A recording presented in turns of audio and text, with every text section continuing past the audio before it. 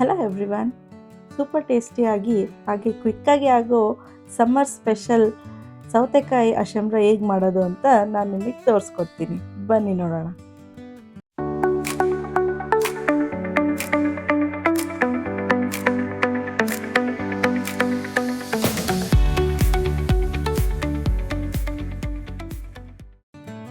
ಇದಕ್ಕೆ ಬೇಕಾಗಿರೋದು ಒಂದು ಸೌತೆಕಾಯಿನ ನೀಟಾಗಿ ಸಿಪ್ಪೆ ತೆಗೆದ್ಬಿಟ್ಟು ಅದನ್ನು ಚೆನ್ನಾಗಿ ಈ ಥರ ಕಟ್ ಮಾಡ್ಕೋಬೇಕು.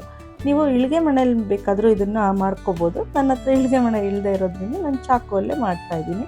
ಸೊ ನೀವು ಈ ಥರ ಸಣ್ಣ ಸಣ್ಣ ಪೀಸಾಗಿ ಮಾಡೋದ್ರಿಂದ ಟೇಸ್ಟ್ ಕೂಡ ತುಂಬಾ ಚೆನ್ನಾಗಿ ಬರುತ್ತೆ. ನಾರ್ಮಲಾಗಿ ಕಟ್ ಮಾಡೋದಕ್ಕಿಂತ ಈ ಥರ ಕಟ್ ಮಾಡೋದ್ರಿಂದ ನಮಗೆ ತುಂಬಾ ಟೇಸ್ಟಾಗಿರುತ್ತೆ. ಮುದ್ದೆ ಜೊತೆಗೆ ಈ ಸಾಂಬಾರನ್ನ ನೀವು ಕಾಂಬಿನೇಷನಾಗಿ ಮಾಡಿಕೊಂಡ್ರೆ ಕಳೆದು ಹೋಗ್ಬಿಡ್ತೀರ, ಅಷ್ಟೊಂದು ಸಖತ್ತಾಗಿರುತ್ತೆ. ಹಾಗೆ ರೈಸ್ಗೆ ಕೂಡ ತುಂಬಾ ಟೇಸ್ಟಿಯಾಗಿರುತ್ತೆ. ನೀವು ಒಂದ್ಸಲ ಟ್ರೈ ಮಾಡಲೇಬೇಕು.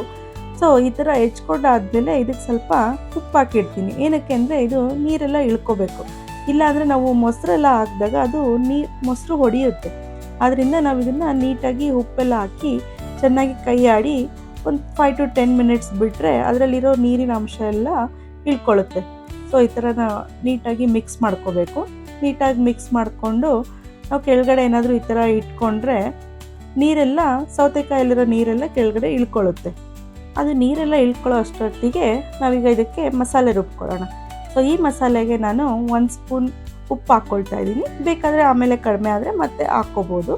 ಹಾಗೆ 5 ರಿಂದ 6 ಮೆಣಸಿನ್ಕಾಯಿ ಹಾಕ್ಕೊಳ್ತಾ ಇದ್ದೀನಿ.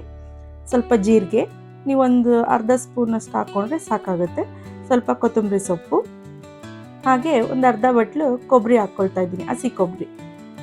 ಜೊತೆಗೆ 3 ರಿಂದ 4 ಬೆಳ್ಳುಳ್ಳಿ ಹಾಕ್ಕೊಳ್ತಾ ಇದ್ವಿ. ಬೆಳ್ಳುಳ್ಳಿ ನೀವು ಸ್ವಲ್ಪ ಜಾಸ್ತಿ ಹಾಕ್ಕೊಂಡ್ರೆ ಟೇಸ್ಟ್ ಚೆನ್ನಾಗಿ ಬರುತ್ತೆ. ಸೊ ಇದಕ್ಕೆ ಸ್ವಲ್ಪ ನೀರನ್ನು ಹಾಕಿಬಿಟ್ಟು ನಾವೀಗ ಇದನ್ನು ಮಿಕ್ಸಿ ಮಾಡಬೇಕು. ಸೊ ನುಣ್ಣಾಗಿ ರುಬ್ಕೋಬೋದು, ಬೇಕಾದರೆ ಸ್ವಲ್ಪ ತರಿ ಆಗೋದು ರುಬ್ಕೋಬೋದು. 2 ಥರ ಮಾಡಿದರೂ ಕೂಡ ತುಂಬ ಟೇಸ್ಟಿಯಾಗಿ ಬರುತ್ತೆ. ಸೊ ನಾನೀಗ ಇದನ್ನ ತೀರಾ ಪೂರ್ತಿ ನುಣ್ಣಗೂ ಅಲ್ಲ, ಈಗ ಈ ಕಡೆ ತರಿನೂ ಅಲ್ಲ, ಆ ಥರ ರುಬ್ಕೊಳ್ತೀನಿ. ಯಾವ ಕನ್ಸಿಸ್ಟೆನ್ಸಿಯಲ್ಲಿ ಇರಬೇಕು ಅಂತ ನಾನು ನಿಮಗೆ ತೋರಿಸ್ತೀನಿ. ಸೊ ಈ ಥರ ನೀರು ಹಾಕ್ಕೊಂಡು ಚೆನ್ನಾಗಿ ರುಬ್ಕೋಬೇಕು. ನೋಡ್ತಾ ಇರ್ಬೋದು, ಈ ಕನ್ಸಿಸ್ಟೆನ್ಸಿಯಲ್ಲಿ ಇದ್ದರೆ ನಿಮಗೆ ಸಾಕಾಗುತ್ತೆ, ತುಂಬ ಚೆನ್ನಾಗಿ ಬರುತ್ತೆ. ನೋಡ್ತಾ ಇರ್ಬೋದು, ನಮಗೀಗ ಇದು ಮಸಾಲೆ ರೆಡಿಯಾಗಿದೆ. ಸೊ ಈ ಮಸಾಲೆ ಮಿಕ್ಸ್ ಮಾಡೋದಕ್ಕಿಂತ ಮುಂಚೆ ನಾವು ಒಗ್ಗರಣೆ ಹಾಕ್ಕೋಬೇಕು.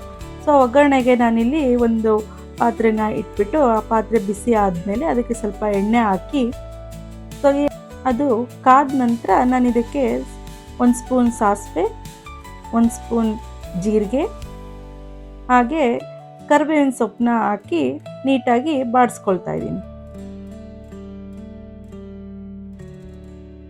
ಇದು ಸ್ವಲ್ಪ ಫ್ರೈ ಆದಮೇಲೆ ನಾವು ಈರುಳ್ಳಿ ಹಾಕ್ಕೋಬೇಕಾಗುತ್ತೆ. ಸೊ ನಾನಿಲ್ಲಿ ಒಗ್ಗರಣೆಗೋಸ್ಕರ ಒಂದು ಮೀಡಿಯಮ್ ಸೈಜ್ ಈರುಳ್ಳಿನ ಹೆಚ್ಚಿಟ್ಕೊಂಡಿದ್ದೀನಿ. ಸೊ ಅದನ್ನು ನಾನು ಹಾಕ್ಬಿಟ್ಟು ನೀಟಾಗಿ ಫ್ರೈ ಮಾಡ್ಕೊತಾ ಇದ್ದೀನಿ. ಇದನ್ನು ಪೂರ್ತಿಯಾಗೂ ಫ್ರೈ ಮಾಡಬಾರ್ದು, ಹಾಗೆ ತುಂಬ ಹಸಿಯಾಗೂ ಬಿಡಬಾರ್ದು.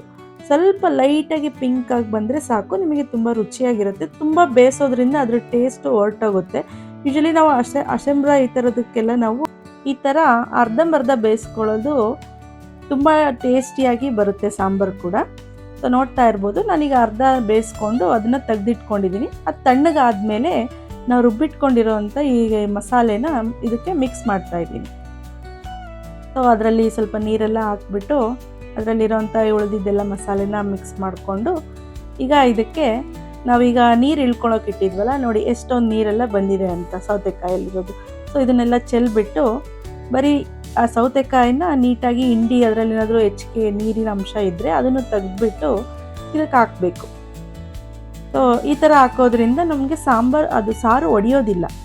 ಇದಾದಮೇಲೆ ನಮಗೆ ಮೇಯ್ನ್ ಇಂಗ್ರೀಡಿಯೆಂಟ್ ಮೊಸರು ನಮಗೆ ಆ ಕನ್ಸಿಸ್ಟೆನ್ಸಿಗೆ ಎಷ್ಟು ಬೇಕಾಗುತ್ತೋ ಅಷ್ಟು ಮೊಸರನ್ನು ನಾವು ಹಾಕ್ಕೊಂಡು ಮಿಕ್ಸ್ ಮಾಡ್ಕೋಬೇಕು. ಈ ಥರ ಮಾಡೋದ್ರಿಂದ ಸಾರು ಒಡೆದೊಡ್ದಾಗಿ ಆಗೋದಿಲ್ಲ, ಹಾಗೆಯೇ ತುಂಬ ಮಂದವಾಗಿ ಬರುತ್ತೆ ನಿಮಗೆ ಸಾರು ಕೂಡ. ನೋಡ್ತಾ ಇರ್ಬೋದು, ನಮಗೆ ಎಷ್ಟು ಕನ್ಸಿಸ್ಟೆನ್ಸಿ ಬೇಕೋ ಅಷ್ಟು ಮೊಸರನ್ನ ಹಾಕ್ಕೋಬೋದು. ಮೊಸರನ್ನ ಹಾಕ್ಕೊಂಡು ಈ ಥರ ಮಾಡಿಕೊಂಡು ನಂತರ ಸ್ವಲ್ಪ ನೀರು ಮಿಕ್ಸ್ ಮಾಡ್ಕೊಳ್ತಾ ಇದ್ದೀನಿ. ಯಾಕೆಂದರೆ ತುಂಬ ಮಂದಾಗಿ ಬರುತ್ತೆ ನಾವು ಈ ಥರ ಮಾಡ್ಕೊಂಡಾಗ ಮೊಸರು. ಸೊ ಆ ಥಿಕ್ನೆಸ್ನ ಕಡಿಮೆ ಮಾಡಲಿಕ್ಕೆ ನಾನು ನೀರನ್ನ ಹಾಕ್ತಾಯಿದ್ದೀನಿ. ಸೊ ಎಷ್ಟು ನೀರು ಬೇಕಾಗುತ್ತೋ ಅಷ್ಟು ನೀರು ಹಾಕ್ಕೊಂಡು ಮಿಕ್ಸ್ ಮಾಡಿಕೊಂಡ್ರೆ ಸಮ್ಮರ್ ಸ್ಪೆಷಲ್ ಸೌತೆಕಾಯಿ ಅಶಂಬ್ರ ರೆಡಿ ಆಗುತ್ತೆ. ಇದಕ್ಕೆ ಕಾಂಬಿನೇಷನ್ ಆಗಿ ನಾವು ಮುದ್ದೆನ ಮಾಡ್ಕೋಬೋದು, ಹಾಗೆ ರೈಸ್ಗೆ ಕೂಡ ತುಂಬಾ ಟೇಸ್ಟಿಯಾಗಿರುತ್ತೆ. ನೀವು ಎರಡನ್ನೂ ಟ್ರೈ ಮಾಡ್ಬೋದು. ಸೊ ಇದಕ್ಕೆ ಕಾಂಬಿನೇಷನ್ ಆಗಿ ನಾನಿವತ್ತು ಮುದ್ದೆ ಮಾಡಿದ್ದೀನಿ. ಸೊ ಮುದ್ದೆ ಜೊತೆಗೆ ಸೌತೆಕಾಯಿ ಅಶಂಬ್ರ ಕಾಂಬಿನೇಷನ್ನು ಸಖತ್ತಾಗಿರುತ್ತೆ. ನೀವು ಟ್ರೈ ಮಾಡಿ. ಬೇಸಿಗೆಲಂತೂ ತಪ್ಪದೇ ಟ್ರೈ ಮಾಡಿ. ದೇಹಕ್ಕೆ ತುಂಬಾ ಒಳ್ಳೆಯದು, ತುಂಬ ತಂಪು ಇದು. ಸೊ ನೀವು ಇದನ್ನು ಟ್ರೈ ಮಾಡಿ. ಹೇಗಿದೆ ಅಂತ ನನಗೆ ಕಮೆಂಟಲ್ಲಿ ತಿಳಿಸಿ.